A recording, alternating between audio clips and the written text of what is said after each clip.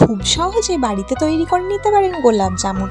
এর জন্য প্রথমে কড়াইয়ে দিয়ে দিতে হবে ঘি, আর ঘিটা একটু গরম হয়ে এলে এতে দিয়ে দিতে হবে দুধটা। তারপর এতে দিয়ে দিতে হবে সুজিটা, আর সুজিটা কড়াইতে এরকম আস্তে আস্তে ধরে ধরে বুঝে নিতে হবে ডোটা একদম রেডি হয়ে গেছে। এরপরে এইদিকে আমি বানিয়ে নেব সিরাপটা। যখন দেখবে এরকম চ্যাটচ্যাট ভাব হয়েছে তখন এটাকে বন্ধ করে দেবো। আর এইদিকে সুজি ডোটার সঙ্গে খানিকটা পরিমাণ কর্নফ্লাওয়ার দিয়ে মেখে নিতে হবে ভালো করে। তারপর এটাকে গোল গোল করে ভালো করে পাকিয়ে নিতে হবে। সবগুলো আমার পাকানো এদিকে রেডি হয়ে গেছে।